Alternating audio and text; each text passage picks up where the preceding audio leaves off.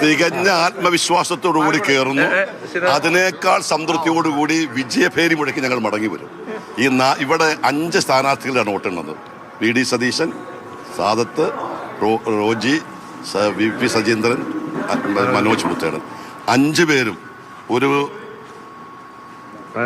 4 മണിക്കൂർ കഴിയുമ്പോൾ ഇവരെല്ലാവരും വൻ ഭൂരിപക്ഷത്തോടു കൂടി ജയിക്കുന്ന MLA-മാരായിരിക്കും. ഒരു സംശയവും ഞങ്ങൾക്കില്ല. താങ്കളുടെ ചുറ്റും നിൽക്കുന്ന 3 പേരും MLA-മാരായിരിക്കും നിയമസഭയിലുണ്ടാവും. 3 അല്ല 5 പേരും. ഇവര് 3 പേരും ഡെഫിനറ്റ്. ഞാൻ പറഞ്ഞല്ലോ 3 അല്ല 5 പേരും. ഞങ്ങൾ വലിയ ആത്മവിശ്വാസം ഈ തെരഞ്ഞെടുപ്പിന്റെ തുടക്കം മുതൽ ഈ കൗണ്ടിങ്ങിന് കയറുന്ന വരെയുള്ള സന്ദർഭത്തിൽ ഞങ്ങൾക്ക് കിട്ടിയിരിക്കുന്ന പ്രതികരണങ്ങൾ ഞങ്ങൾക്ക് കിട്ടിയിരിക്കുന്നത് ഇത് വെച്ചിട്ട് നല്ല ഭൂരിപക്ഷത്തോടുകൂടി ഇവർ ജയിക്കും.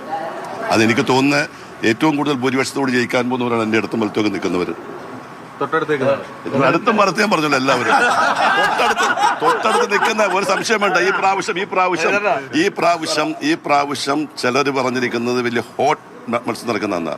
ഞങ്ങൾ അഭിമാനത്തോടു കൂടി പറയുന്നു, VP സജീന്ദ്രന്റെ വിജയം ഇടതുപക്ഷ മുന്നണിക്ക് മാത്രമല്ല, കേരള രാഷ്ട്രീയത്തിൽ തെറ്റായ ചില സമീപനം കൊണ്ട് കടന്നു വന്നിരിക്കുന്ന എറണാകുളം കൈപ്പത്തി ചിഹ്നത്തിൽ ഏറ്റവും കൂടുതൽ ആളുകൾ തെരഞ്ഞെടുക്കപ്പെട്ടു വരുന്ന സ്ഥലമാണ്. രതീഷെ, നേരത്തെ കൊല്ലത്തിന്റെ മന്ത്രിസ്ഥാനം പറഞ്ഞതുപോലെ ഒരുപക്ഷെ മന്ത്രിയാകാൻ സാധ്യതയുള്ള 3 പേരാണ്. റോജി എം ജോൺ, കാത്തലിക് പ്രാതിനിധ്യം പ്രധാനപ്പെട്ട കാര്യമാണ്. VP സജീന്ദ്രൻ മന്ത്രിയാവാൻ സാധ്യതയുള്ള സീനിയർ നേതാവാണ്. അൻവർ സാദത്തോ T സിദ്ദിഖോ ഒരാൾ മന്ത്രിയായേ തീരൂ.